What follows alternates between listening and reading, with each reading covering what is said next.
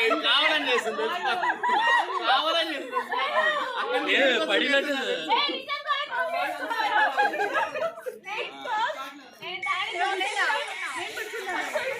సరే పని చేద్దామా ఒక పని చేద్దాం బాగుంది